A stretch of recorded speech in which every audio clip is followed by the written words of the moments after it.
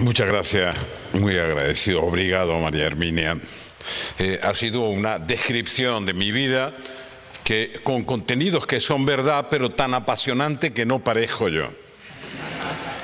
Se lo agradezco seriamente. Carlos Fuentes estaría muy feliz de estar con nosotros aquí en el día de hoy. Yo no los voy a cansar mucho. Hice ayer una conferencia, una reunión con los investigadores, pero quiero dar las gracias al rector por la acogida, a Pedro Dalari, al profesor Damiani, porque en 24 horas me han sumergido en una realidad con la que voy a convivir durante un año. No es frecuente que eso ocurra.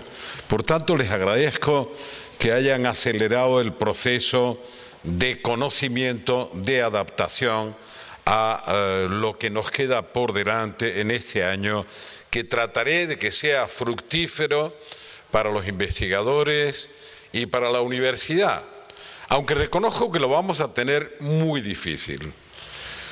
Lo mismo podría haberse pensado el año pasado cuando Nélida Piñón aceptó un año de responsabilidad introduciendo un tema que aparentemente tiene poco que ver con el trasfondo de una cátedra que trata de responder a preguntas que América Latina se lleva haciendo 200 años, no crean que empezaron ayer. ¿Cómo se produce la integración? ¿En qué consiste la integración? Se trata de América Latina, Hispanoamérica, Iberoamérica, Sudamérica. Hemos empleado todos los conceptos. Tal vez por exclusión nos podríamos identificar mucho mejor. Nos va a ayudar mucho Nélida, nos va a ayudar mucho el señor Trump. Somos los que él no quiere. Ya somos algo, somos los que él rechaza, que no está mal. Para identificarnos de alguna manera habría que empezar. Por tanto, digo que parecería difícil el ejercicio de un año de cátedra de Nélida Piñón después de Ricardo Lagos y Enrique Iglesias, que sin duda alguna habrán sumergido a los investigadores en desafíos de América Latina frente al mundo, de América Latina frente a sí mismo, desde el punto de vista económico, político, de la integración, etc. Y de pronto esto cambia para intentar sumergirse en el mundo de la cultura, en las raíces identitarias, en eso que sí apasionaba a Carlos Fuentes y lo introducía en un laberinto que crecía y crecía, y de que parecía no poder salir. Yo creo que nunca quiso salir. Siempre quiso estar en ese laberinto maravilloso de la identidad. Pero lo difícil es sustituir a Nélida este año. Porque, verán, Nélida, en la integración europea, sabes que hubo un personaje clave, que era Jean Monnet. Jean Monnet, ¿qué era? No era un funcionario público, no era un político, no se presentaba a elecciones, no tenía aspiraciones de ningún tipo, era un pequeño, no un gran empresario, le gustaba producir buen vino, lo cual no está mal, y era lo que hoy llamaríamos un facilitador, alguien que se relacionaba con líderes políticos que acababan de vivir la dramática experiencia de la Segunda Guerra Mundial después de la Primera Guerra. Y su empeño era solo ir transfiriendo confianza de unos a otros, confianzas que directamente a veces no podían conseguir, porque había demasiados prejuicios. No les voy a contar la integración europea. Les voy a decir que Jean Monnet, que no tuvo ninguna responsabilidad, es considerado por todo el mundo como el padre de la construcción europea. Pues bien, a Jean Monnet se le atribuye una frase que, si no nevera, e ben trovata. Después de todo su esfuerzo de integración, terminó diciendo Nélida una cosa tan bella como esta: si tuviera que empezar otra vez a construir la unidad entre los europeos, empezaría por la cultura. No por arreglar unas barreras comerciales, que nos cuesta mucho trabajo comprender, que normalmente estorban. Nos cuesta mucho, porque creemos que defendemos nuestros intereses poniendo barreras de todo tipo, las comerciales también. No, pero él no quería, después de toda la experiencia vivida, quería empezar, decía, me gustaría haber empezado por la cultura.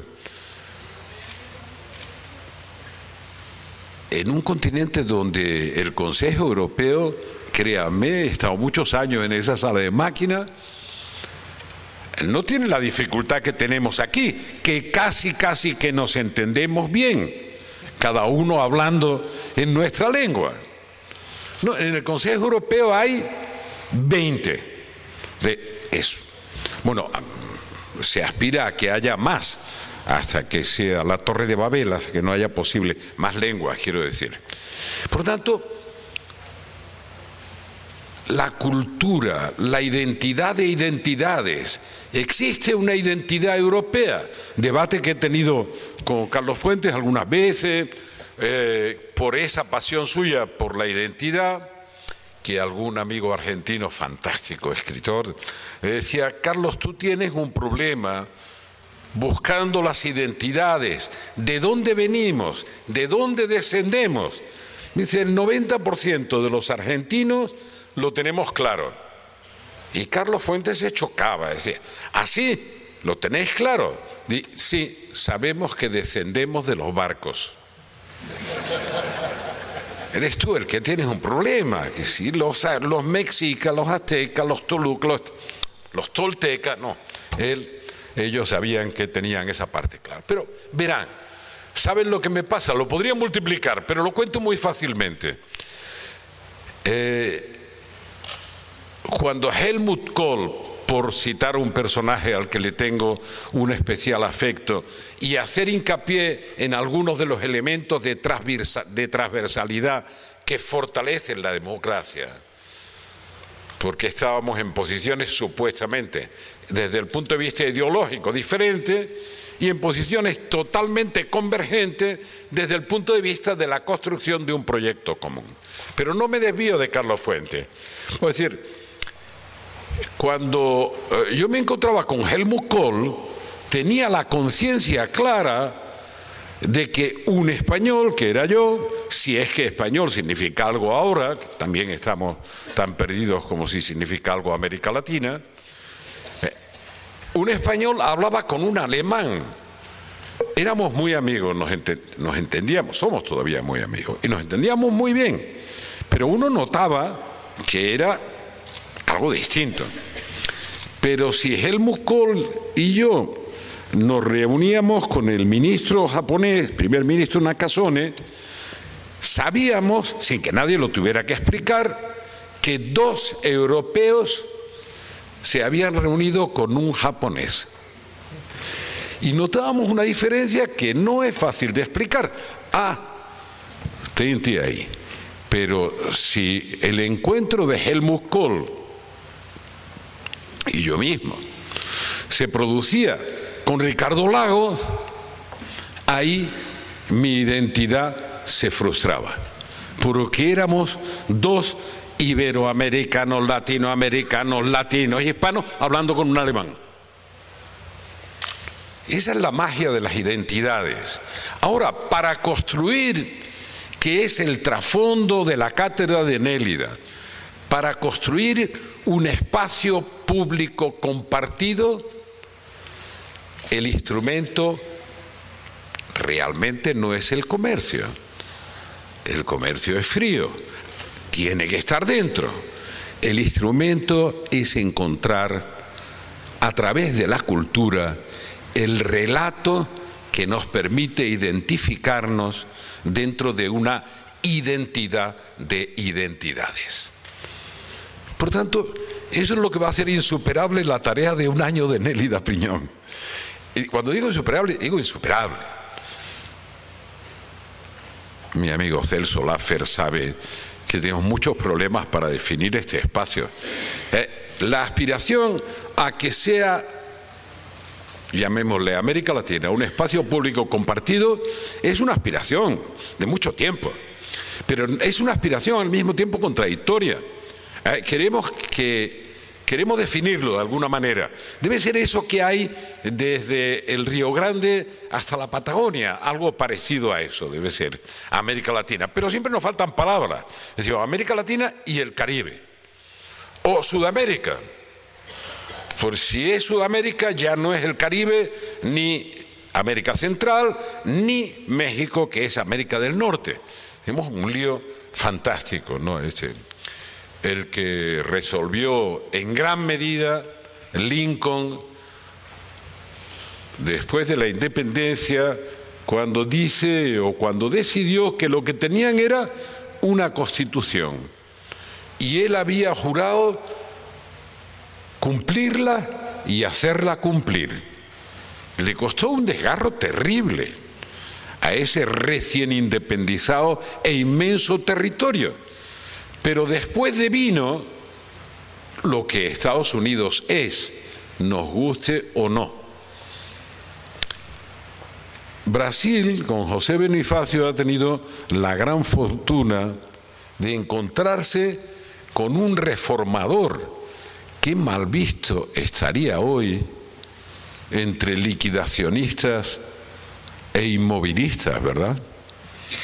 Sería un personaje hoy mal visto si tuviera que hacer su tarea política en el momento presente, porque era un reformador y además era un reformador desarmado, no necesitaba el poder de las armas. Pues bien, yo que estoy hablando en la cátedra de la crisis de gobernanza de la democracia representativa, con los nuevos impactos que se producen sobre esa gobernanza y sobre el proyecto, incluso sobre las aspiraciones integradoras, más necesarias que nunca, de América Latina como región, debo decir que una parte de nuestro esfuerzo no solo pasa por conocernos, aunque sea para no cometer los errores que ya cometimos. Aprendamos de los errores que otros cometieron. Para aprender hay que preguntar con humildad en qué te equivocaste. Así que ya no transito por el error. Pero más allá de eso, tenemos que recuperar valores. Nos ha costado mucho llegar a la convivencia en libertad que llamamos, cuando se ordena razonablemente, democracia. Todos hemos pasado por largas experiencias autoritarias o dictatoriales.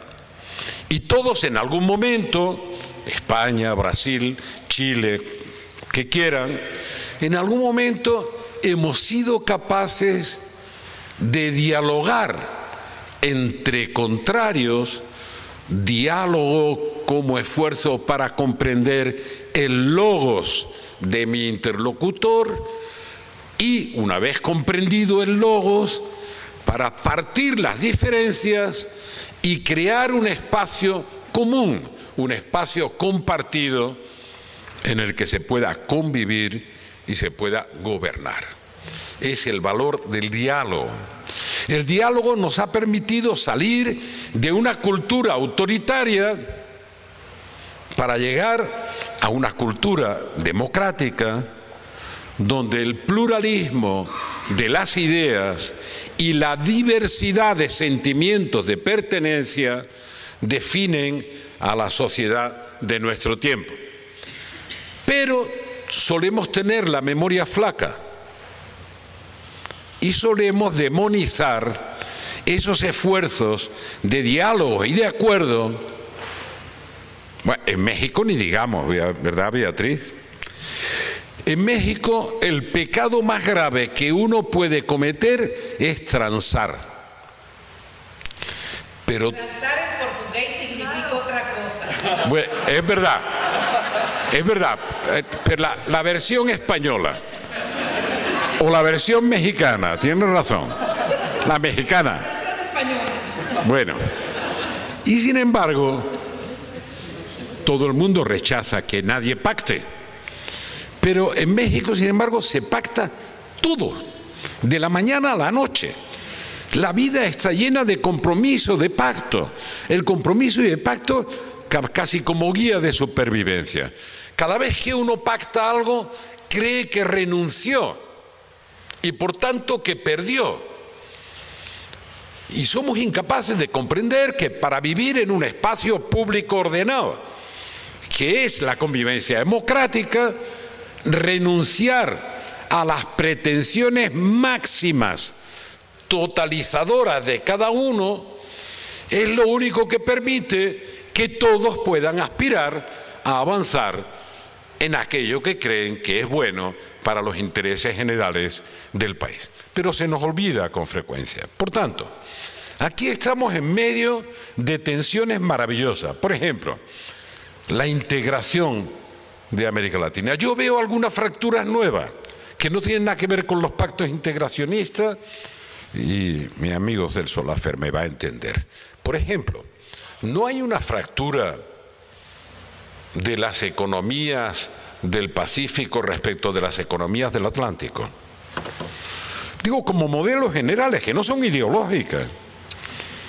Pues sí, desde el sur de Chile hasta México, las economías del Pacífico tienden a ser economías más abiertas, más librecambistas, con un poco menos de intervención y de regulación, y las economías del Atlántico tienden a ser lo contrario. Y esto tiene repercusiones, consecuencias de muy largo plazo. Por ejemplo, cuando Estados Unidos trata de hacer, compitiendo con China, una intervención en el Pacífico y trata de crear foros Asia-Pacífico, etcétera, no tiene ninguna barrera de comunicación hasta la Patagonia chilena. Se puede entender con esas economías. Pero si trata de hacer un tratado de libre comercio con la Unión Europea, que es en lo que están ahora, la relación es noratlántica. No baja la línea hasta el Atlántico Sur. Bueno, no lo quiero sofisticar mucho, verán. Tenemos mucha facilidad para comprender el deporte que llaman rey, y es verdad que es rey de reyes, el fútbol. Y todo el mundo entiende que si quiere jugar fútbol, tiene que respetar un mínimo de reglas. Sin embargo, poca gente entiende que si quiere integrarse en un espacio mayor, que es imprescindible que el Estado-Nación, por grande que sea el Estado-Nación, tiene que ser porque homologues unas reglas que todos respeten. Si no hay homologación de reglas, cada uno jugará de manera distinta. Entre los investigadores de ayer, alguien quería estudiar algunas de las políticas monetarias. Las primeras fracturas del Mercosur, las más graves, hablo del invento original, que ahora ha devenido una cosa más amplia, pero distinta. Las más graves, solo lo cuento como anécdota, se produjeron porque Argentina tenía un candado cambiario ligado al dólar con nuestro amigo Cavallo. Vuelve, ¿no? Estas cosas se reciclan y vuelven otra vez al origen. Y Brasil devaluó por la crisis que se indujo desde el sudeste asiático a través de Turquía a Rusia, saltó el Atlántico, golpeó a Brasil y de pronto Brasil tiene que devaluar. Ahora, si una moneda tiene una falsa fijación con el dólar y la moneda del otro país con el que se comparte el mercado del sur, el Mercosur, se devalúa en un 25%, en un 30%, el pacto se ha roto, salvo que haya previsiones de ajuste que sean automáticas. Pero ya saben que en América Latina todo lo arreglan los presidentes o presidentas. Por tanto, no hay mecanismos como en los sistemas eléctricos, no hay mecanismos para que salte un fusible antes de que llegue a acabar con toda la instalación, que sería el nivel de los presidentes. Por tanto, no ha habido mecanismos de ajuste de estos problemas y los presidentes es difícil que resuelvan ese problema. Recuerdo un encuentro, pues la anécdota nos lleva a la categoría de Menem y Fernando Enrique Cardoso. 2 meses antes de las elecciones en Brasil. Yo no estaba aquí, estaba en Buenos Aires y Menem volvió afirmando a todo el mundo, yo creo que Menem no lo creía, que Brasil estaba comprometido a mantener la paridad de su moneda con la moneda argentina. Que el presidente había dicho que no iba a haber devaluación. Como si uno pudiera permitirse anunciar la devaluación a un plazo determinado de tiempo. No está dentro de las reglas. Por tanto, todo siguió igual hasta que se produjo la devaluación, que hubo que hacer ajustes de emergencia. Bien, estamos enredados en una reflexión sobre gobernanza, pero me vienen bien los 3 libros ya editados de las cátedras anteriores para decir uno de los problemas de la gobernanza que ya expliqué ayer es la insuficiencia del ámbito de realización de la democracia, de la soberanía, que es históricamente el Estado-Nación. Su desbordamiento por condicionamientos supranacionales. Por tanto, parte de esa insuficiencia se puede y se debe cubrir con un entendimiento supranacional de carácter regional que nos fortalezca a todos. Estamos en América Latina camino de hacer eso. Como somos amigos, les diré, en los discursos todos los días. En la realidad práctica, no sé si estamos más cerca o más lejos que hace 15 o 20 años. Porque hay una especie de pequeño gobierno económico del mundo que se llama G20. En el G20 hay 3 países de América Latina, como saben, Brasil, México y Argentina. América Latina representará un 14% aproximadamente del Producto Bruto Mundial y tiene 3 representantes entre 20. ¿Se imaginan el efecto multiplicador que tendría que esos 3 representantes, primero, intentaran ponerse de acuerdo entre ellos antes de acudir a las cumbres del G20 para tener una posición común?